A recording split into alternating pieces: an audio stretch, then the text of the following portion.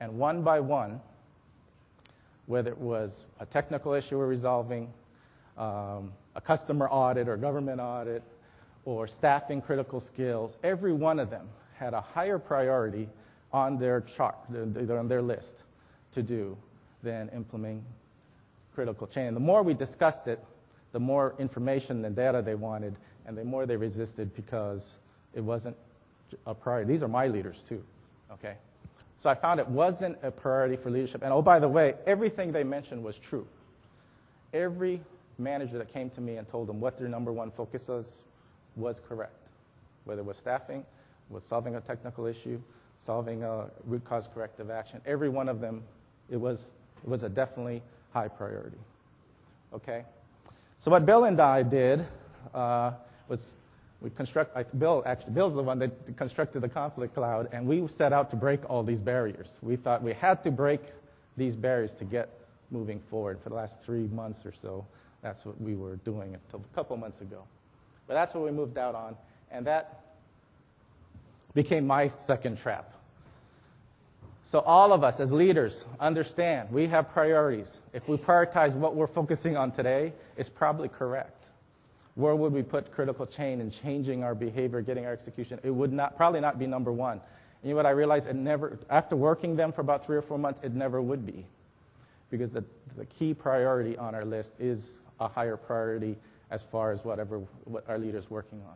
So I realized, don't get caught in the trap in our TOC training, focusing only on whatever the highest priority is. It will inhibit implementing. It's kind of a catch-22, and therefore you don't get the increased performance you need, and then there's more problems, right? So don't get caught in the trap of trying to resolve all these barriers at the expense of not moving forward. So that's the other thing I realized.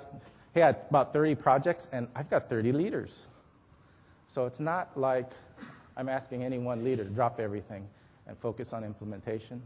So the change I made was, hey, every leader grab one project and sit with the team, including myself, and that's kind of what we're doing today. So instead of just buffer recovery meetings once a week that I've had with my programs, I took one of the programs, I think Jan Heidi's in the room, one of her programs, and I sat down with the team every day. And I sat with the project manager. More importantly, for the first time in a long time, I sat with the task managers. And boy, did I learn a lot. I learned what kind of information screening we get from our project managers when they report to us, and what's really going on as far as execution with our task managers. And it was an eye-awakening event, believe me. So getting our project managers online, making sure they have good plans, the task managers make sure they're clear on what their REAs are, and getting the behavior we need in execution. The other thing is, I don't know about your companies, but in Boeing, large company, a lot of processes and procedures, a lot of red tape. Amazing when you talk to the task managers, what gets in their way to get anything done in any given day.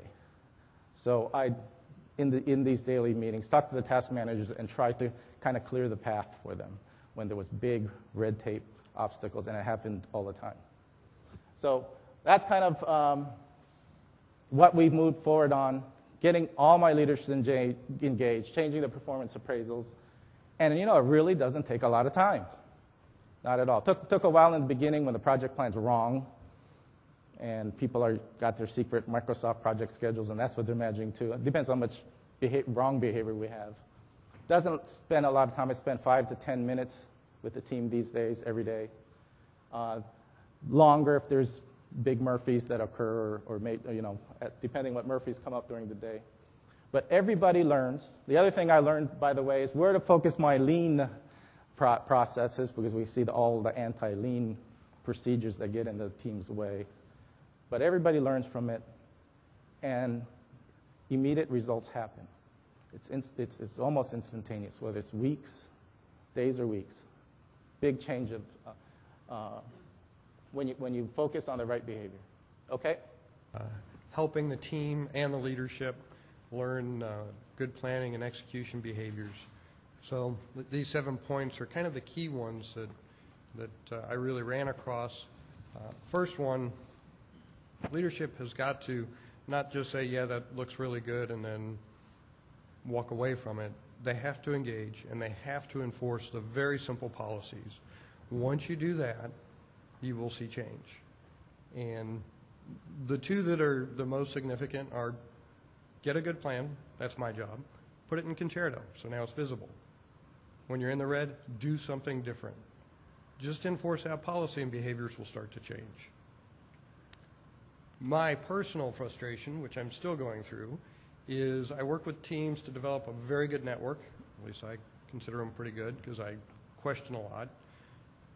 I build the network, get it in a Microsoft project, then I hand it back to them for validation. Bad idea. Sit down with the team again and validate it so you're done. Otherwise, the student syndrome sets in. And it's amazing. We have our buffer recovery meetings and our project reviews every Wednesday. It's amazing how many plans I get back Tuesday night in order to load up into Concerto so they can display it on Wednesday. The ultimate student syndrome. If you don't have a good plan, you can't execute very well. If the plan is broken, page me. I want you working off of the Concerto plan.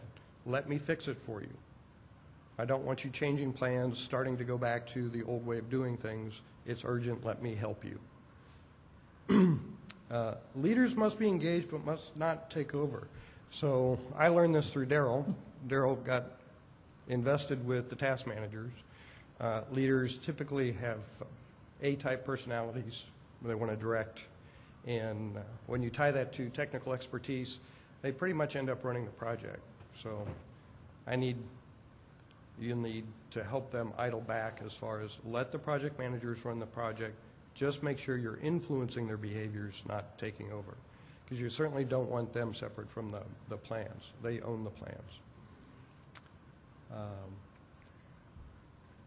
Preparation and execution, it sounds simple, but the tendency for people is to work to dates, try and get started, and then figure out what they really need.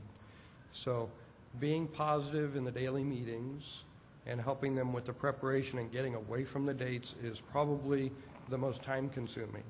But once you get there and they start seeing the great performance, then the momentum just carries through. There are teams that I started a couple years ago I don't have to do anything with now. Make sure the bulldozer doesn't stall. When leadership engages, they are very good about saying, yep, we're here to help. And then some of the issues, especially the policies that the task managers run across, very difficult, very hard to deal with. And if leadership doesn't follow through, you're going to lose the momentum and morale's going to go down. So that's a very important thing that I keep reminding the leadership, you know what, you said you were going to take care of this, take care of it. And lastly, it's a learning process. In our department, or in our area, it's a subject matter expert. I'm more of an enthusiast than an expert. The realization folks are the experts. So I read a lot. I love going on plant trips. I brought back wonderful stuff from Warner Robins and HP, and do a lot of reading of white papers online. And Sanjeev and Ellie are wonderful resources.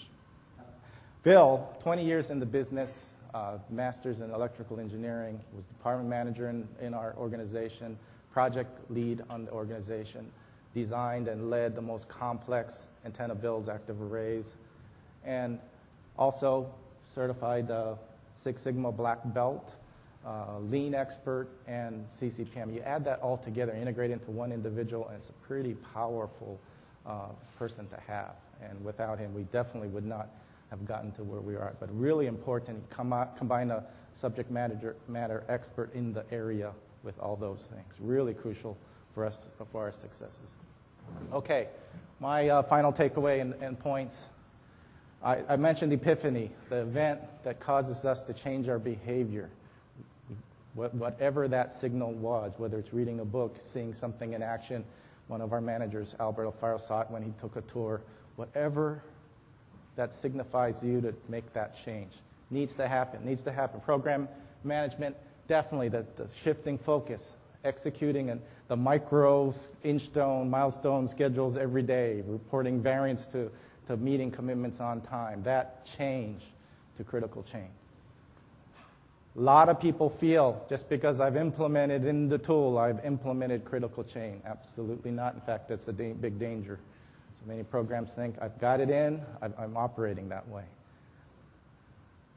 Leadership engagement, biggest thing we've learned, really important. Get engaged, doesn't take a lot of time, learn, engage with the team, help them, be that bulldozer. Really interesting when you get involved with the task manager, the lead that's actually getting the work done. A lot of lessons learned there. Pull the SME. Bill mentioned my tendency to take things over, manage myself, and actually do the project manager job, which is not what my role is. So get that SME, get the SME to coach all of your teams, or our teams. Makes a big difference. And as Bill said, provide the extra help to get through those really tough policies and barriers that the teams go through. It's amazing until you talk to the task manager what obstacles get in their way. So bottom line, my recommendation, all the leaders in the room, you want the results, get engaged. And don't have to take on everything. Take on just one project. Start with that. Let it move out. If you're a leader among leaders, get your whole leadership team engaged. Successes will happen very quickly. Pretty amazing, in fact.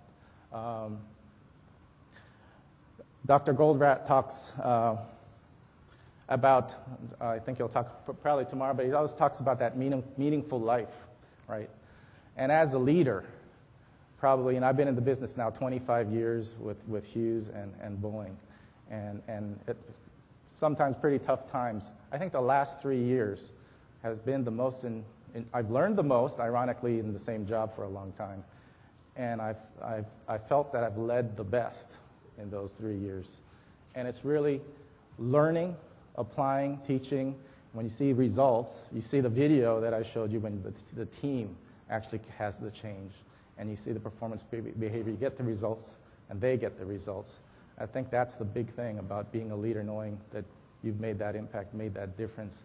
And it wasn't me directing the people. It was the people getting the results themselves. So I think that's the big key for all of us. For our company now, I mean, one of the reasons why I think we've got a large contingent here, I think about 50 of us are here, is we really realize the power. You know, we've always had the technical capability to design really complex satellites, design, manufacture, and deliver them. But we've never leveraged the integrated performance of the organization. So with this, I think we all feel, I definitely believe, the big discriminating thing we can bring to our business, the competitiveness, is increasing our throughput, decreasing our cycle time, huge leverage in the satellite business.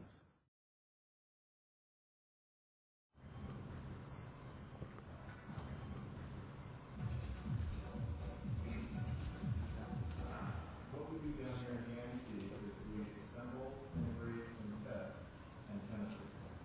Good morning. Bill, good everybody here? Morning meeting really ensures that all the technicians and the management knows exactly what's happening today. The morning meetings are to get us, from last night's crew, tell us what's going on for the rest of the day for us to take in and what we need to do. And we have a daily checklist that kind of tells us exactly what we're going to do for the day. And we just follow that plan and it seems to go very smooth.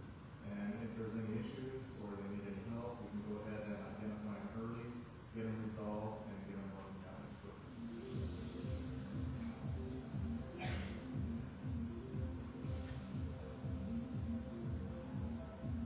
With period constraints, that is a tool that we use to understand what our critical resources are. Our dolly and associated tooling is that critical resource.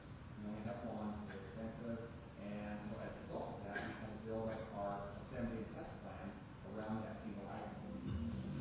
We have seen a very tremendous effort from management to get engaged. We've got great floor leadership, we've got fantastic technicians on the floor performing the work, so everything is really coming together. It clearly shows that if you go and address the project management aspects as well as the execution